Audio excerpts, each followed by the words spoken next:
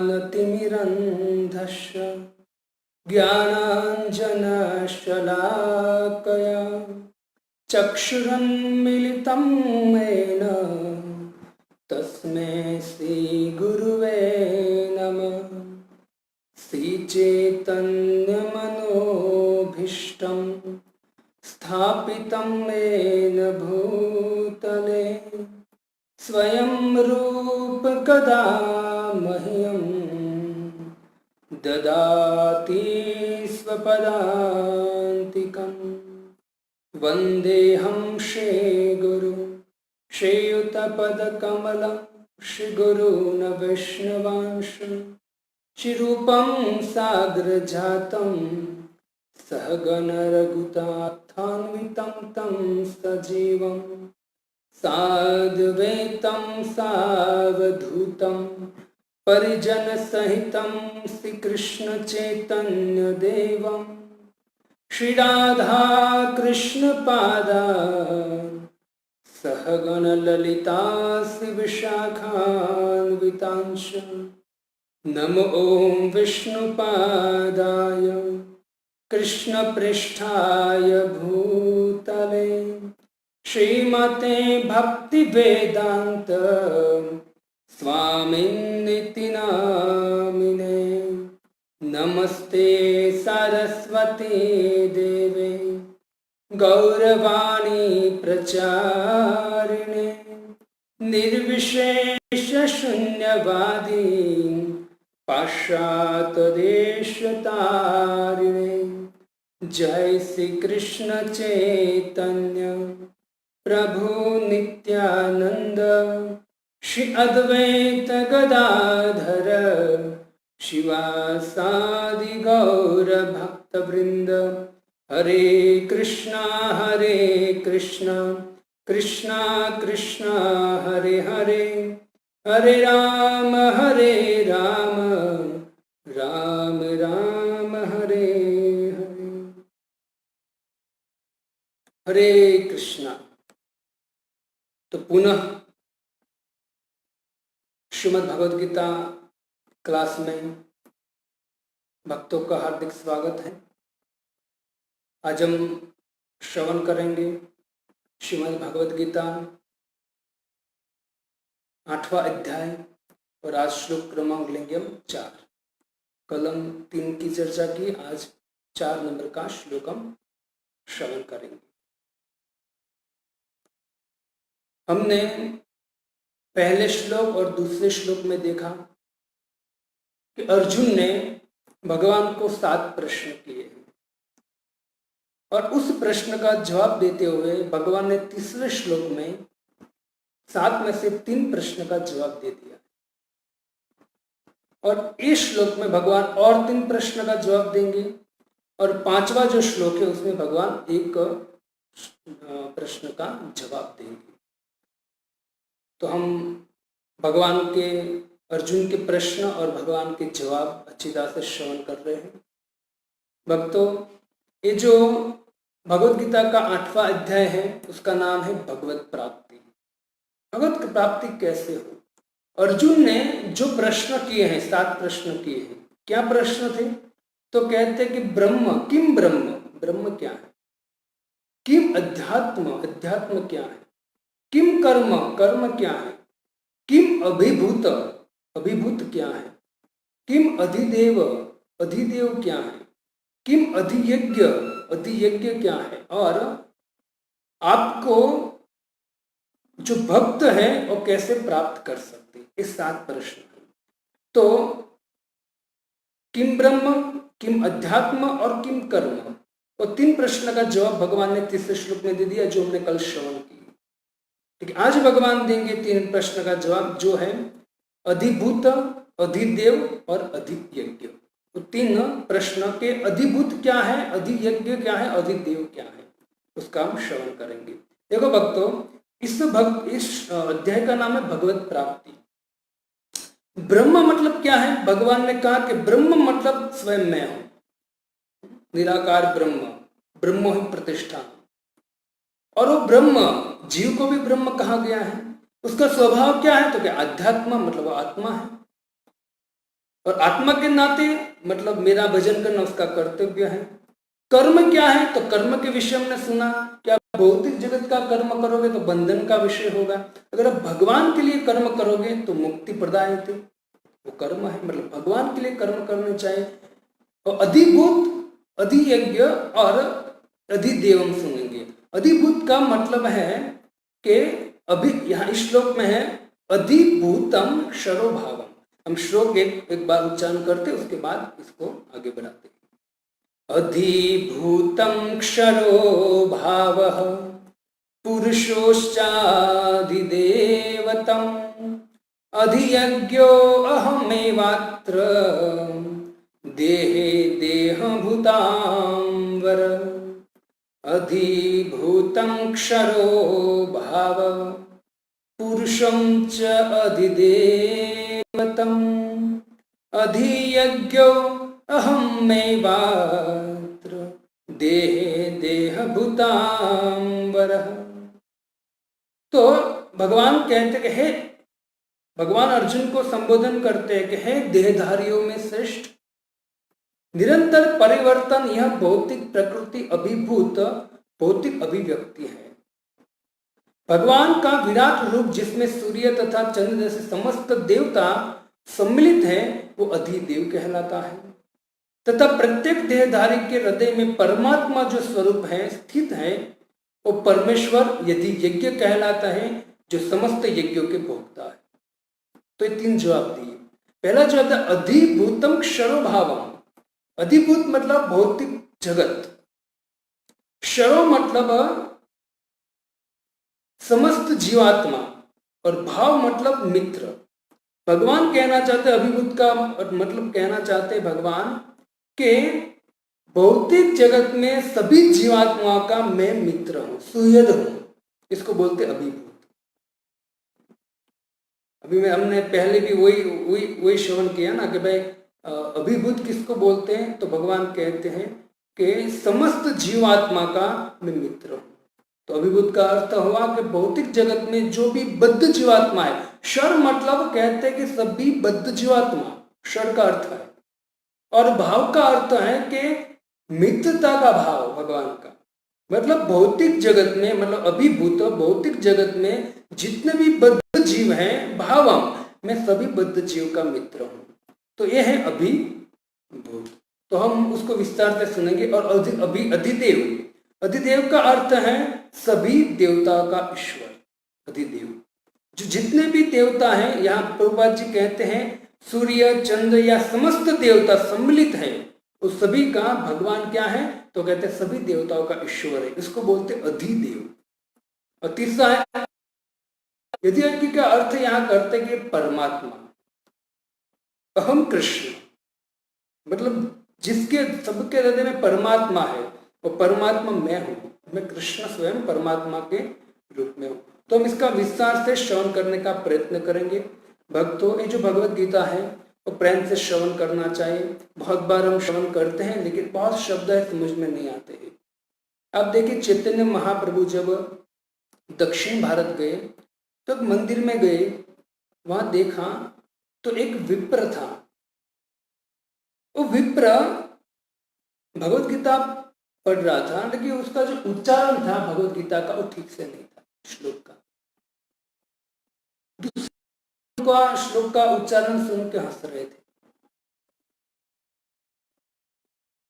चैतन्य महाप्रभु जब वहां पहुंचे तो चैतन्य महाप्रभु ने कहा कि ये लोग तेरी हंसी उड़ा रहे हैं।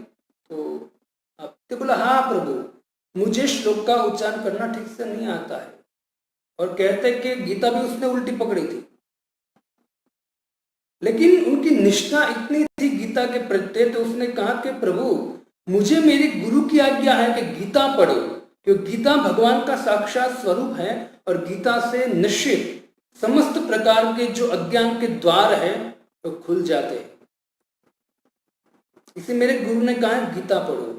मुझे उच्चारण करना नहीं आता है, मुझे पता नहीं कैसे गीता को पकड़ते हैं, लेकिन फिर भी मैं उच्चारण करता हूं। क्यों? क्योंकि मेरे गुरु की आज्ञा है। विप्र कहे आमी मूर्ख शब्दार्थ न जानी, शुद्ध अशुद्ध गीता पढ़ी गुरु आज्ञा मानी। मैं मूर्ख हूं एक नंबर का, और मैं शुद्ध अशुद्ध मुझे पता ही नहीं कैसे उच्चारण करना चाहिए, लेकिन फिर भी मैं उच्चारण करता हूं। क्यों? गुरु आज्ञा मानी, मेरे गुरु ने कहा है मुझे। और जैसे मेरे गुरु ने कहा, मुझे उच्चारण करना भी नहीं आता, ठीक से पकड़ना भी नहीं आता है, लेकिन फिर भी होता क्या है पता है प्रभु? तो बोले क्या होता है? तो कहते जावत पढ़ो तावत पाओ कृष्ण दर्शन, यही लागी गीता पाठ ना छाड़े मोर मन। कि जब भी मैं पढ़ता हूं, जैसे भी उल्टा फुल्टा जो भी पढ़ता हूं, तो मुझे अनुभूति होती है। किसकी? तो बोले भगवान की अनुभूति होती है।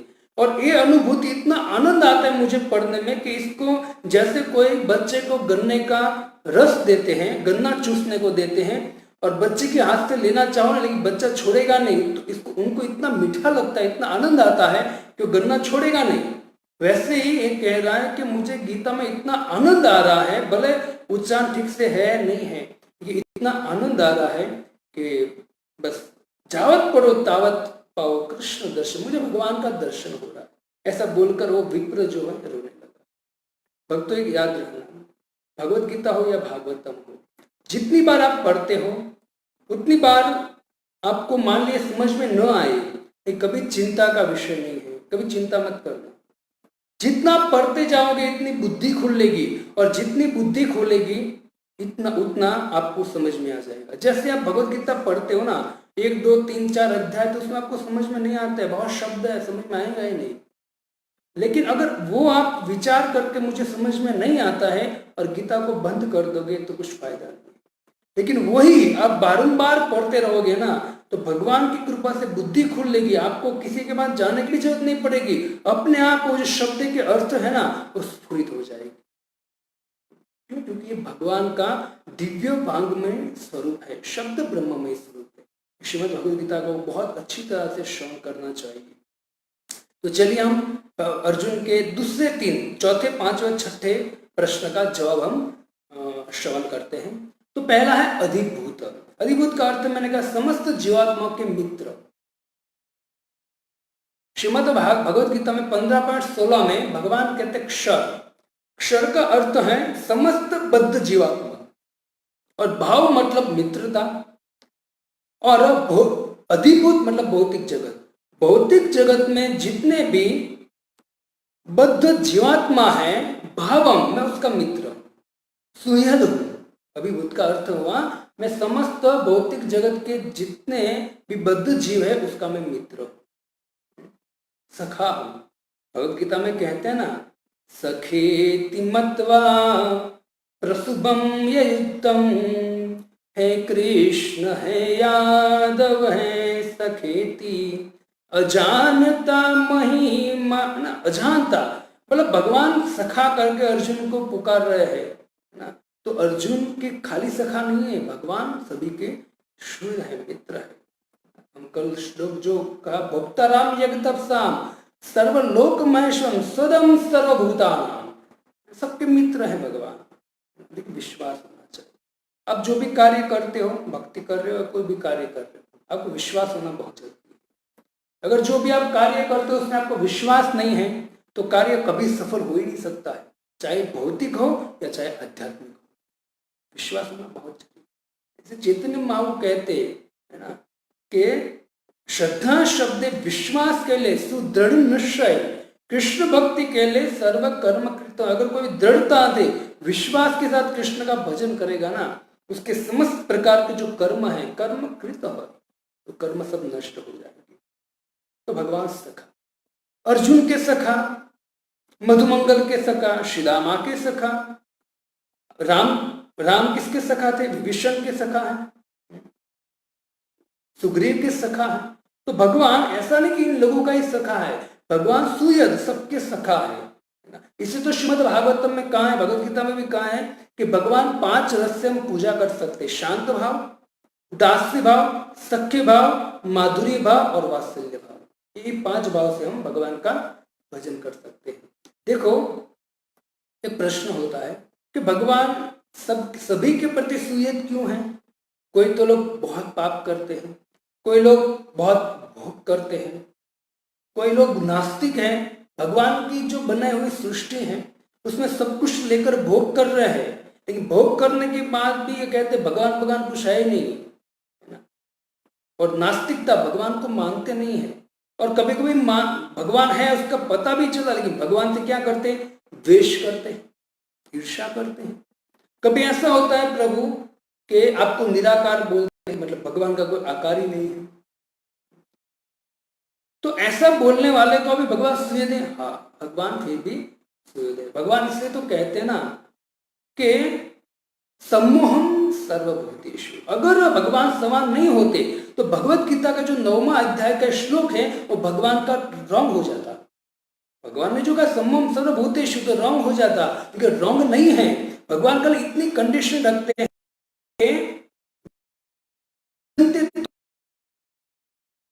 हम, अगर कोई व्यक्ति, मैं सुयद हूं, संभाव हूं, लेकिन अगर कोई व्यक्ति मेरा भजन करता है तो मैं उसको विशेष प्रेम करता हूं।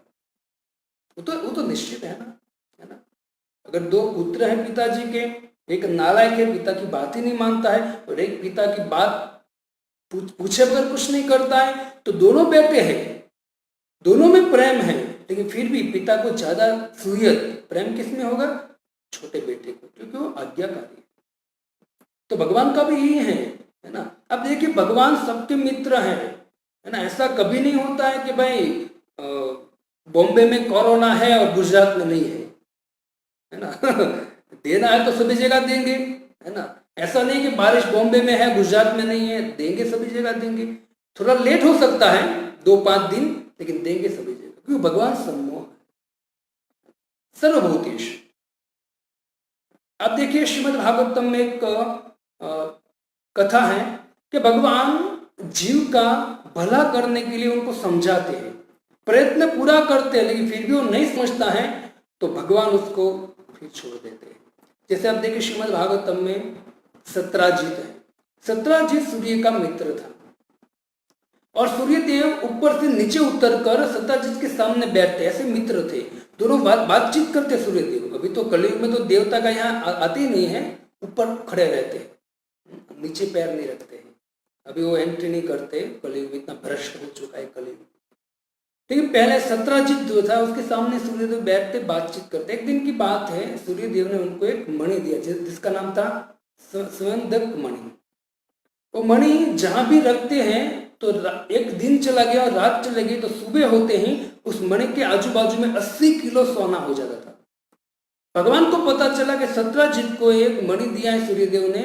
भगवान श्री कृष्ण सत्राजित के पास जाके उनको कहने गए कि भाई ये जो मणि है तू राजकोष में जमा कर दे। कह सकते हम, मान लीजिए किसी को कुछ लॉटरी लगी तो उनके पास हम जाके कह सकते भाई ये पैसे है ना तू सरकार में जमा कर दे, हम कह सकते? नहीं कह सकते ऐसा। तो भगवान को भी पता है, क्योंकि तुरंत कहेंगे भाई पैसा तो मेरे है, मेरे नसीब में आया है, हम क्यों दे आपको, क्यों सरकार को दे, हम भोगेंगे। तो भगवान को सब कुछ मालूम था, भगवान को सब कुछ मालूम था। सत्राजित जो है वो सत्राजित जैसे मैं जाऊंगा तो सत्राजित कहेगा कि भाई तो मुझे सूर्यदेव ने दिया है, मैं क्यों भाई राजकोष में जमा करूं, तो मेरी प्राइवेट प्रॉपर्टी है। लेकिन फिर भी भगवान को पता था, भगवान को सत्राजित के साथ क्या होगा, भगवान है तो उनको सब पता था, लेकिन फिर भी सुयद है, मित्र है सबके, सबका भला करने वाला है भगवान। तो भले मेरा अपमान हो लेकिन उनका सुयद भला करने के लिए भगवान सत्राजित के पास गए, उनको समझाया कि सत्राजित माना नहीं। तो भगवान ने उनको बोल दिया, वो माना नहीं, है ना। भगवान का काम किया, भगवान ने वार्निंग दे दिया, है ना। भगवान ने वार्निंग दे दिया भाई खतरा आएगा, अब मानना न मानना तेरे ऊपर है। सत्राजित नहीं माना, सत्राजित की मृत्यु हुई, बहुत बड़ी कथा है। लेकिन भगवान कोई भी अवस्था में हमको समझाने आते, चाहे भगवान आते हैं या भगवान का प्रतिनिधि कोई गुरु आता है, कोई वैष्णव आता है, समझाने आते हैं। तो उस समय हमको क्या करना चाहिए, समझाना, समझ जाना चाहिए। कभी कभी होता है ऐसा कि हम कुछ पाप करते, कुछ भौतिक जीवन जीते ऐसा, तो हमारे गुरु या कोई वैष्णव है या कोई साधु आते हैं और समझाते हैं भगवत गीता भागवतम से कि नहीं करना चाहिए। तो समझो कि भगवान के द्वारा उसको एक प्रेरणा मिल रही है।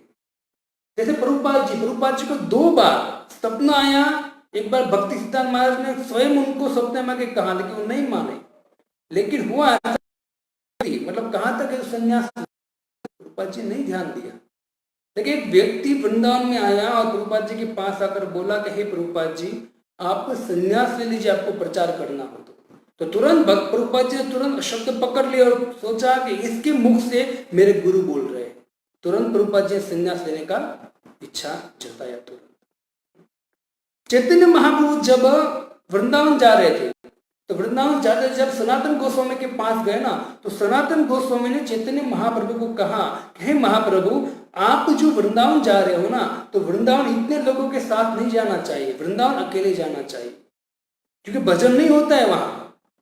इसे अकेले जाकर वहां भजन करना चाहिए। अकेले जाओगे तो भजन होगा, इतने सारे लोगों को लेके जाओगे तो फजियत में पड़ जाओगे, ऐसा कहा सनातन गोस्वामी ने। तो चैतन्य महाप्रभु तुरंत विचार किया कि सनातन गोस्वामी जो कहा है एकदम राइट बात है और कृष्ण उनके मुख से मुझे आदेश दे रहे। तुरंत चैतन्य महाप्रभु वहां से निकल गए, रिटर्न पूरी चले गई। तो भगवान जो है वो भगवान एन कैन प्रकार उनको उपदेश देते हैं, है ना। हमारे मित्र है तो भगवान उनको उपदेश देते। जैसे भगवान रावण है, रावण को मारने से पहले भी भगवान ने किसको भेजा? हनुमान को भेजा समझाने। उसको समझा कि जो कर रहा है वो ठीक नहीं कर रहा है। अगर राम सोचते कि अगर रावण मान जाए तो उसको मरना नहीं पड़ेगा, मेरी शरण में आ जाएगा तो लंका का राज भोगेगा, उसको मैं बहुत बड़ी कृपा दूंगा। तो भगवान मित्रता की ओर से हनुमान को भेजा, लेकिन दुष्ट नहीं समझा, कोई बात नहीं। भगवान है, पिता है समस्त जीव के। और एक बार अंगद को कहा तू समझा, अंगद गया वे भी नहीं समझा। फिर उनकी पत्नी, क्या नाम था उनका? मंदोदरी के हृदय में भी भगवान है, मंदोदरी ने भी समझाया लेकिन नहीं माना। उनके भाई विभीषण ने समझाया लेकिन नहीं माना।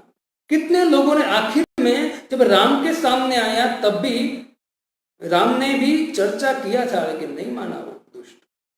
कहने का तात्पर्य कि चाहे कोई दुष्ट हो, राक्षस हो, चाहे कोई बद्ध जीव हो या कोई भी हो, भगवान उसके मित्र है और भगवान हर तरफ से उसको प्रेम करने का प्रयत्न, उसकी रक्षा करने का प्रयत्न कर रहे। अब देखिए शिव जी को भी, शिव जी ने भगवान को बोला कि मुझे आपका मोहिनी रूप देखना है। भगवान ने कहा भाई रहने देना, मोहिनी रूप नहीं देखना है, जान दे। लेकिन नहीं माने शिव जी। भगवान ने बहुत समझाया लेकिन नहीं माने शिव जी। तो भगवान ने समझाया, वार्निंग दे दिया, शिव जी नहीं माने। भगवान ने रूप दिखाया, शिव जी तुरंत कामुक हो गए।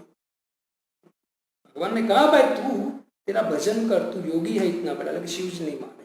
तो कहने का मेरा तात्पर्य कि सूर्यदर भगवान सबके मतलब अभिभूतम क्षरो भावम, भगवान सबके समस्त भौतिक जगत के मित्र हैं। और मित्रता के नाते, सुयत के नाते भगवान चाहे राक्षस हो, सामान्य जीव हो, कोई भी व्यक्ति हो, उनको प्रेरणा देते कि भाई तू जो भी कर रहा है ठीक नहीं कर रहा है।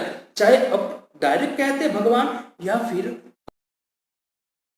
से कहते अपने भक्त को, मतलब उनके भक्त हैं वो बद्ध जीव को समझाने के लिए आते हैं। हमारे सनातन गोस्वामी षट गोस्वामी क्या थे? षट गोस्वामी ने इतना सारा धन, इतनी बड़ी पोस्ट पोजीशन छोड़ दिया। उसका कारण क्या था? उसका कारण था कि चैतन्य महाप्रभु की आज्ञा का पालन करना। तक्त्वा तूर्णमशेष मंडलपति शैणी सदा तुच्छवत् भूत्वा दीन गणेश को करुणिया गोपीन ग्रंथाश्रितो गोपी भावरसामृताब्धि लहरी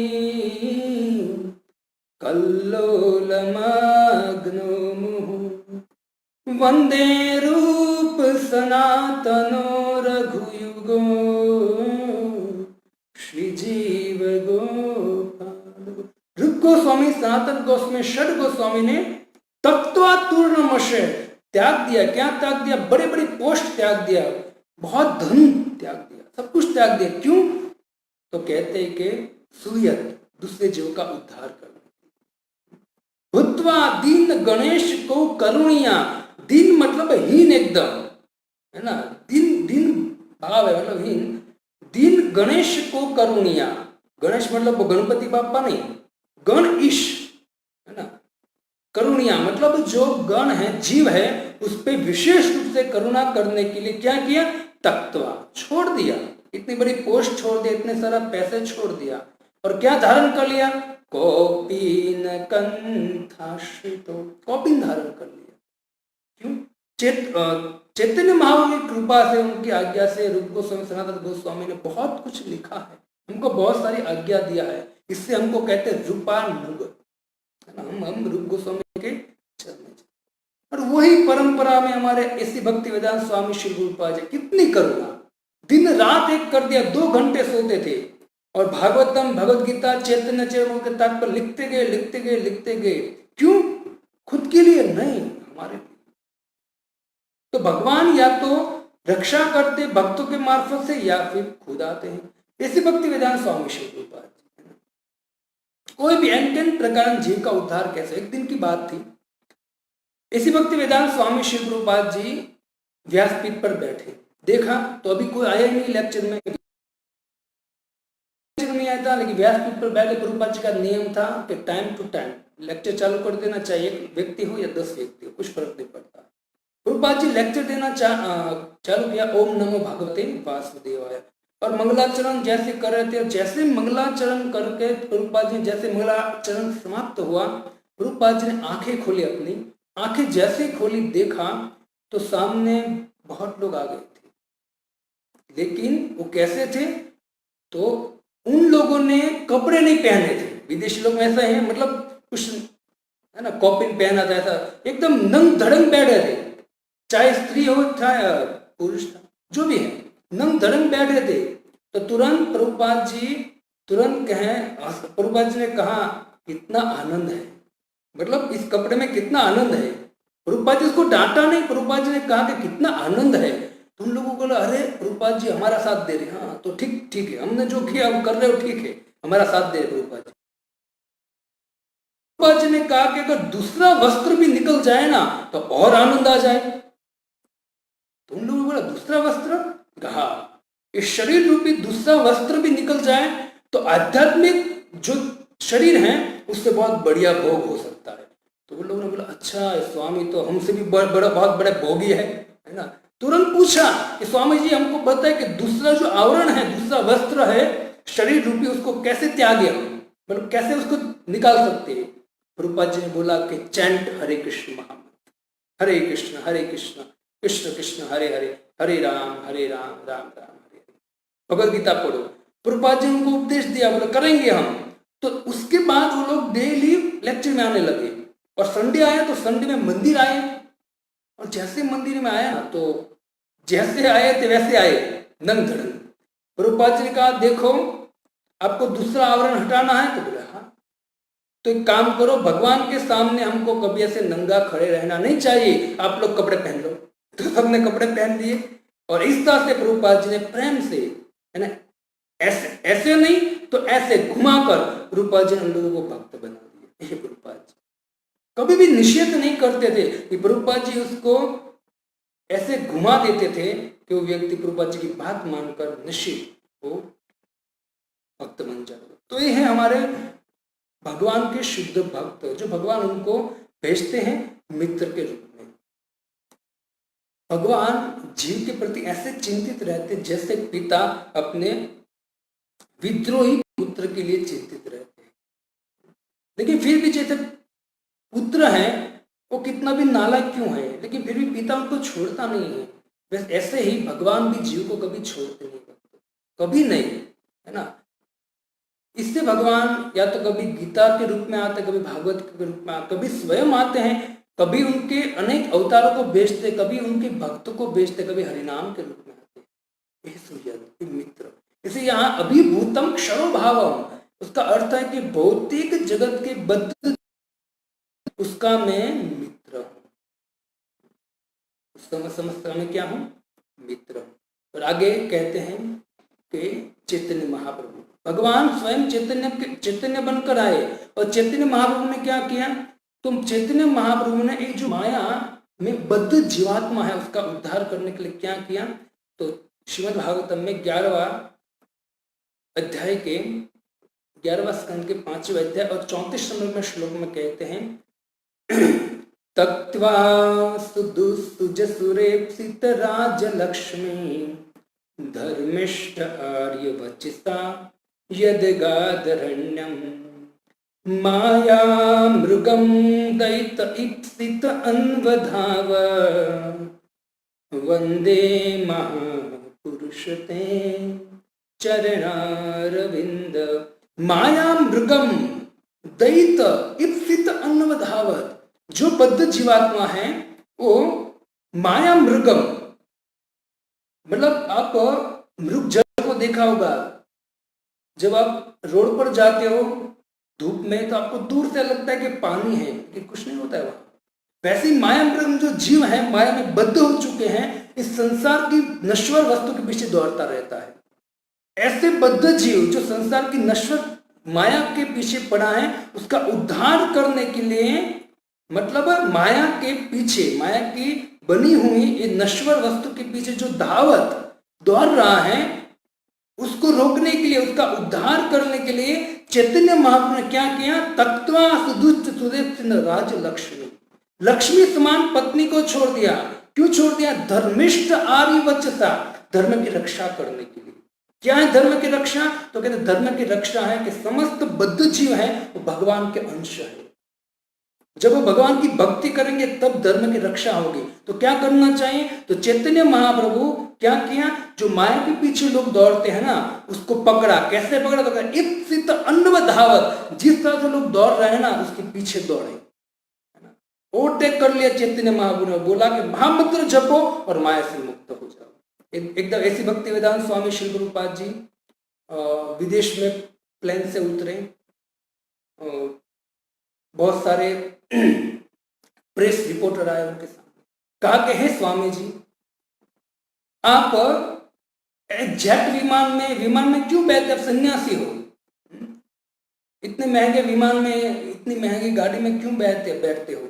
रूपाद जी ने कहा कि अभी जिस स्पीड से कलयुग के जीव नरक में से बचाने के लिए उससे ज्यादा स्पीड से मुझे उसके पीछे दौड़ना पड़ेगा। इससे मैं अगर ऐसे ही चल के जाऊंगा तो नहीं एडजस्ट होगा, इससे मुझे प्लेन में जाना पड़ेगा, अच्छी अच्छी गाड़ी पकड़नी पड़ेगी मुझे, है ना। एक प्रभुपाद जी का वाक्य है। ये चैतन्य महाप्रभु की परंपरा में ऐसी भक्ति वेदांत स्वामी श्री गुरुपाद जी है।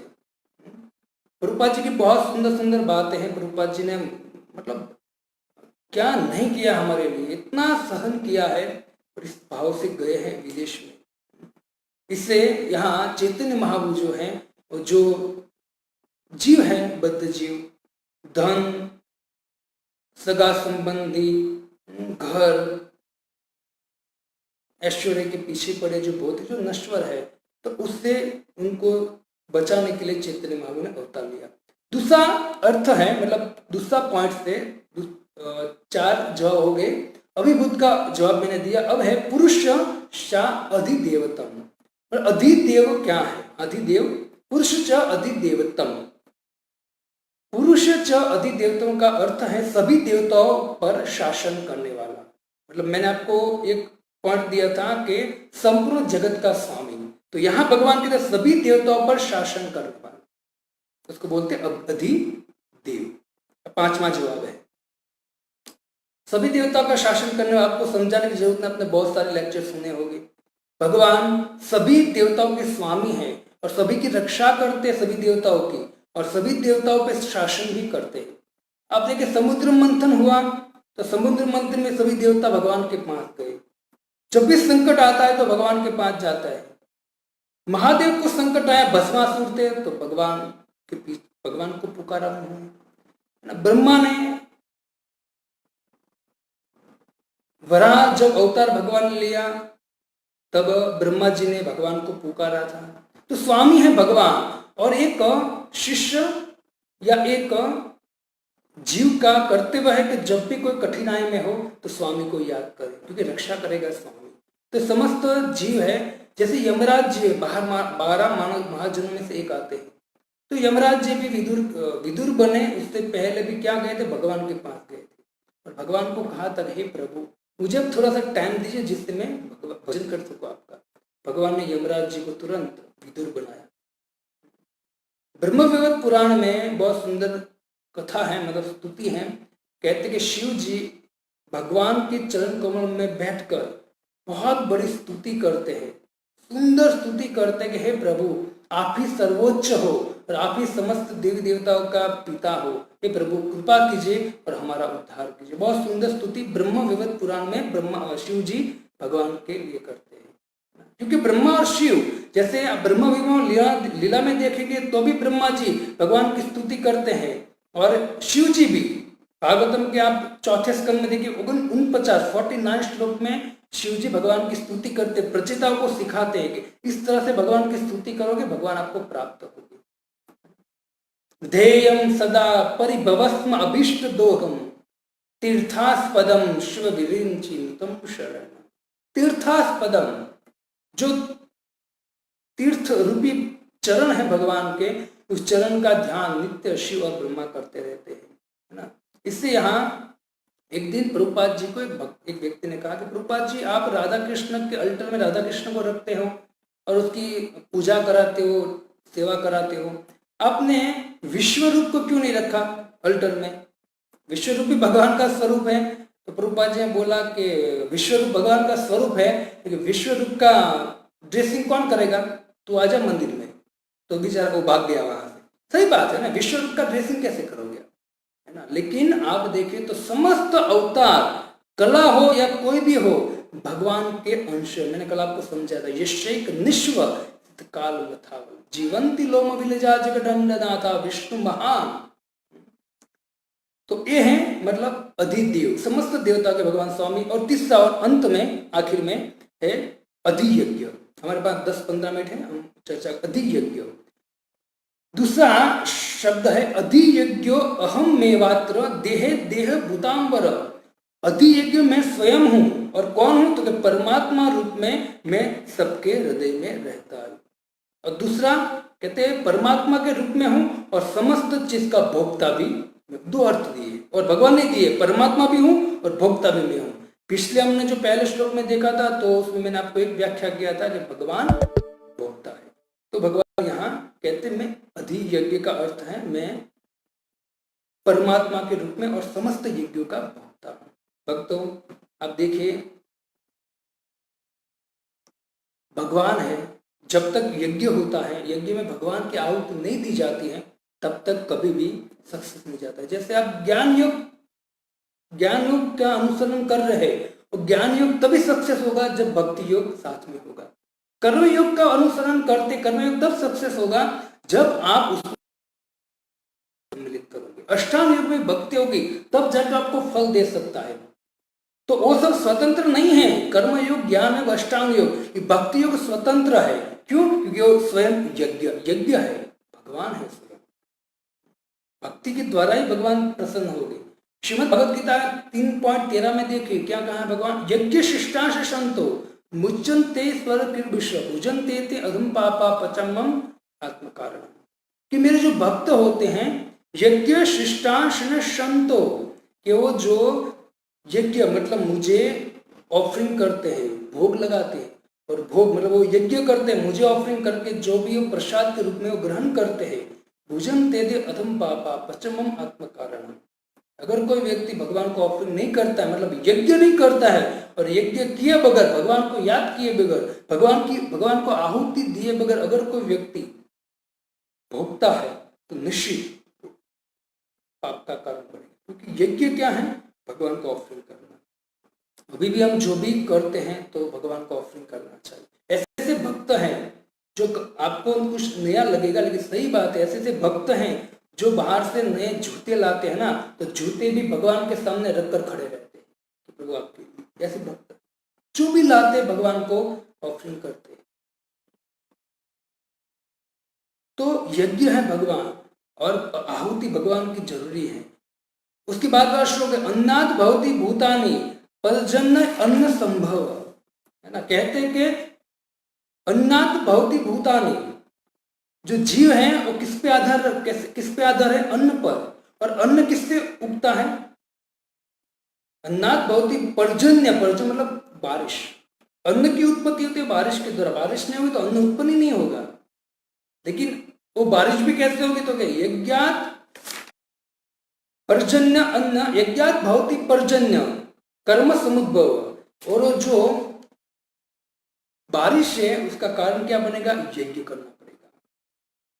जब यज्ञ करोगे तो कहते हैं कि यज्ञ भी कैसे करें, नियत कर्म कर।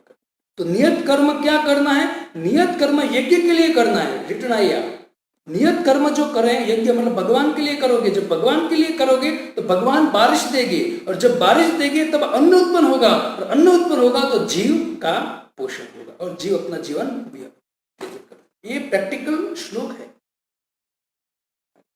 समझा। अन्नात भवति भूतानि, अन्न के बगैर जीव रह नहीं सकेगा। तो अन्न कैसे प्रकट होगा, बारिश। बारिश का देवता कौन है, इंद्र है। भगवान कहते अहम ही आदि देवाना, तो मेरे इशारे से इंद्र काम करता है। तो इंद्र मैं बोलूंगा वैसा ही करेगा, लेकिन कब करेगा, जब आप यज्ञात भवति पर्जन्य, जब आप यज्ञ करोगे। और यज्ञ कब होगा, जो आप नियत कर्म कर रहे हो ना, वो कर्म आप मेरे लिए करो। जब मेरे लिए कर्म करोगे तो मेरे लिए कर्म किया गया तो मैं प्रसन्न हो जाऊंगा, प्रसन्न होकर इंद्र को मैं आज्ञा दूंगा, और इंद्र बारिश करेगा। और इंद्र बारिश करेगा तो तुरंत अन्न होगा, और अन्न के द्वारा आपका भरण पोषण होगा। और जो भगवान के पत्नी है वसुंधरा, पृथ्वी भगवान की पत्नी है, तो वो भी भगवान की कृपा है। अगर पृथ्वी नहीं देती तो क्या होता, कुछ नहीं होता। तो कहने का मेरा भक्त तात्पर्य, यज्ञ जो है वो यज्ञ स्वयं भगवान। इसे भगवद गीता में भगवान कहते प्रसादे सर्व दुखाना हानिश्य उपजायते। जो प्रसाद है मतलब आप जो भी कार्य करते हो, मुझे ऑफरिंग करके करते हो, तो प्रसादे सर्व दुखाना, आप मुझे ऑफरिंग करके कोई भी कार्य मतलब ग्रहण करोगे तो दुख से मुक्त हो जाओगे आप। ये भगवान कृष्ण। यज्ञानाम जप यज्ञोस्मि, आपको यज्ञ मतलब कलयुग में सबसे बड़ा यज्ञ कौन सा, जप यज्ञोस्मि। कोई स्वाहा स्वाहा धुआ खाने की जरूरत नहीं है। आपको क्या करना है, भगवान कहते कि बस जप करो मेरे नाम का, हरे कृष्ण कृष्ण कृष्ण हरे हरे, हरे राम राम राम हरे। और दूसरा भागवत ज्ञान यज्ञ, तो ये यज्ञ करने को कलयुग में बोला गया है ना। इससे यहाँ अधियज्ञ का अर्थ क्या है, अधियज्ञ का अर्थ भगवान दो देते, एक तो परमात्मा मतलब मैं हूं परमात्मा के रूप में, और दूसरा भगवान देते समस्त यज्ञ का भक्ता है। और समस्त यज्ञों में सर्वश्रेष्ठ क्या है, भगवद गीता में भगवान कहते हैं कि यज्ञानाम जप यज्ञ, उसमें कलयुग में अगर आपको मेरा यज्ञ करना है तो कोई धुआं खाने की जरूरत नहीं, पैसे बिगाड़ने की जरूरत नहीं है। आप जहां भी हो, जैसी भी हो, जो भी स्थान को यथा तथा जो भी काल नियम जैसी हो, आप क्या करो, खाली हरे कृष्णा कृष्णा कृष्णा हरे हरे, हरे राम राम राम हरे हरे, मेरा नाम। और श्रीमद् भागवतम की कथा सुनो, श्रीमद् भागवतम की कथा आप गाना चाहिए। अब आपको अधियज्ञ का, अधिदेव का दोनों शब्द और अधिभूत तीनों शब्द का मैंने अर्थ बताया, व्याख्या हुआ थोड़ा बहुत, तो 6 प्रश्न हो गए। अब इस श्लोक में और एक बात मैं आपको श्रवण कराता हूं, ध्यान से श्रवण। बहुत सुंदर भगवान ने कहा है कि ये शब्द अनुवाद में कहते हैं, अर्जुन को संबोधन करके भगवान कहते हैं हे देहधारियों में श्रेष्ठ। देह धारण जिसने जिसने किया, हमने भी देह धारण किया है ना, तो जो जो देह धारण किया उसमें श्रेष्ठ अर्जुन तू है। क्यों तू है, स्वभाव है अर्जुन है। क्यों, क्योंकि पहली बात तो है कि भगवान ने कहा कि बेटा तू मेरे सामने खड़ा है, मैं तेरे सामने खड़ा हूं, इससे बहुत बड़ा भाग्यशाली व्यक्ति है तू, देहधारियों में श्रेष्ठ व्यक्ति तू है। क्यों, क्योंकि मैं तेरे सामने खड़ा हूं। दूसरी बात, अर्जुन भगवान का प्रिय था, भगवान को बहुत प्रिय था अर्जुन। आप देखिए भीम, युधिष्ठिर, नकुल, सहदेव, आपने कभी देखा उनके साथ भगवान घूमते हो, नहीं। जब भी नाम आया किसका, अर्जुन का नाम आया। तो भगवान का प्रिय व्यक्ति कौन है, अर्जुन है। दूसरा मित्र है। तीसरा बुआ का लड़का है है ना, कुंती बुआ का लड़का है तो भी प्रेम तो होगा ही। चौथा है भक्त है। पांचवा है प्रथम भगवद गीता का प्रथम श्रोता है। छठा है कि अर्जुन को भगवान कहना चाहिए, अर्जुन मैं तेरा ड्राइवर बन गया। शिव ब्रह्मा आदि योगिंद्र मुनिंद्र जो मेरा ध्यान करते लेकिन ध्यान में मैं नहीं आता हूं, तो ऐसा मैं पर ब्रह्म आज तेरा ड्राइवर बन गया हूं, तो है क्या नहीं तू देहधारियों में श्रेष्ठ? स्वाभाविक है। छठा, और श्रीमद महाभारत, महाभारत में भक्तों द्रोण पर्व, जो द्रोण पर्व है उसमें 79 मतलब 79 नंबर के श्लोक में भगवान कहते हैं कि मुझे, दारू को कहते हैं, जो भगवान के सारथी है ना दारू, उनको कहते हैं कि मुझे स्त्री, बंधु, कुटुंबीजन, मित्र, पुत्र, परिजन जितने प्रिय नहीं है उतना प्रिय मेरा अर्जुन है। मुझे अर्जुन के बगैर एक पल भी रह नहीं सकता। महाभारत के श्लोक के द्वारा भगवान बोलते अर्जुन के नहीं रह सकता, और कहते हैं अर्जुन का अनुगामी जो है वो मेरा अनुगामी है।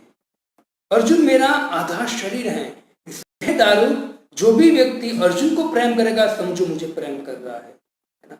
तो बहुत सुंदर भगवान कहते हैं, इससे ये सब मिलाकर यहाँ भगवान कहना चाहते हैं कि अभिभूतम क्षणो भावम पुरुषश्चादि देवतम अधियज्ञो अहम पात्रम देह देह भूतांबर। तो उसमें शुरुआत में भगवान कहते हैं हे देहधारियों में श्रेष्ठ। अर्जुन को देहधारियों में श्रेष्ठ इससे कहा क्योंकि स्वयं भगवान उसके सामने, भगवान उनके मित्र हैं, भगवान उसके सुहृद हैं, भगवान उसके ड्राइवर बन गए हैं, है ना। बुआ का लड़का तो अनेक चीज है। इससे अर्जुन को भगवान कहते हैं कि बहुत भाग्यशाली तू है। जितना भाग्य शिव ब्रह्मा का भी नहीं है उतना भाग्यशाली तू है। श्रीमद् भगवद गीता में भगवान 4.3 में कहते हैं स एवायम मया तेद्य योग प्रोक्त पुरातन भक्तों में सखा चेती रसम एत उत्तमम। ये भगवद गीता का रहस्य मैं तुझे देता हूँ। क्यों? ये तू मेरा सखा है, मेरा मित्र है। स एवं मया योग प्रोक्त भक्तों में, तू भक्त है, मित्र है और सुहृद है, इससे मैं तुझे एक उत्तम ज्ञान दे रहा। और अंत में मैं आपको एक बात और बता देना चाहता हूँ, तीनों अधिभूत, अधियज्ञ और अधिदेव, तो तीनों के विषय में आपको एक श्लोक के द्वारा समझाना चाहता हूँ।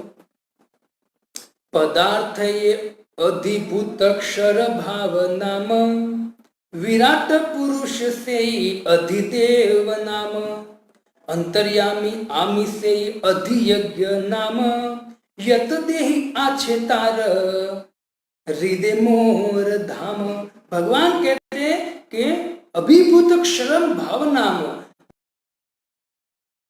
अधिदेव, मैं सभी देवताओं का स्वामी हूँ, और अधियज्ञ परमात्मा के रूप में सबके हृदय में रहता हूँ, और समस्त यज्ञों का भोक्ता मैं हूँ। यते देहि आछे तार हृदय मोर धाम। अगर कोई व्यक्ति ऐसे मुझ पर ब्रह्म की सेवा पूजा करता है ना, तो मैं निश्चित सदा उसकी रक्षा करूंगा और अंत में वो मेरे धाम में आएंगे।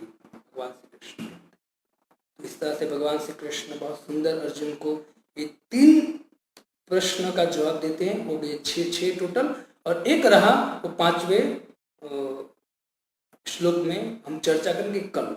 जो कौन सा है वो जो प्रश्न, तो कहते अर्जुन पूछते 7वां प्रश्न कि आपको कैसे हम प्राप्त कर सकते, भक्त आपको कैसे प्राप्त कर सकते हैं। तो भगवान 5वें श्लोक में कहेंगे कि भगवान मुझे आप कैसे प्राप्त कर सकते। भक्त तो एक 7 प्रश्न है ना, क्योंकि इस अध्याय का नाम भगवत प्राप्ति है। 7 जो प्रश्न है ना, 7 प्रश्न में भगवान वही कह रहे सब कुछ मैं हूँ। ब्रह्म मतलब ब्रह्म भी मैं हूँ, भगवान मैं हूँ। अध्यात्म में हूं मतलब आत्मा जो है वो आत्मा का पिता भी मैं ही हूं। कर्म, समस्त प्रकार के कर्म का नियत अंत में ही हूं। अधिभूत भी मैं हूं, समस्त जीवों का मित्र मैं हूं। अधिदेव, समस्त देवताओं का पिता भी मैं हूं। अधियज्ञ, समस्त प्रकार के जो यज्ञ हो रहे हैं वो यज्ञ का भोक्ता भी मैं ही हूं। और ऐसे व्यक्ति मतलब ऐसे मुझे प्राप्त करना है ना, तो आपको कल 7 बजे वापस रेडी रहना पड़ेगा, क्योंकि भगवान कल बोलेंगे 5वां श्लोक में कि मुझे आप कैसे प्राप्त कर सकते हो। तो बहुत बहुत धन्यवाद आप सबका। जैसे भी गुरु और विष्णु की कृपा से जो भी स्मरण हुआ, जो भी मैंने सुना है, श्रवण किया, जैसा मेरा पढ़ाई किया मैंने और गुरु की कृपा से जो भी कहा, टूटी फूटी भाषा में, जो भी आपको समझ में आया हो आप ग्रहण कीजिए और अपने जीवन को धन्य बनाइए। कल हम 7 बजे वापस मिलेंगे। श्रीमद् भगवद गीता का 8.5 नंबर का श्लोक पर श्रवण करेंगे। अर्जुन के 7वें नंबर का जवाब हम भगवान से श्रवण करेंगे। हरे कृष्णा कृष्णा कृष्णा हरे हरे, हरे राम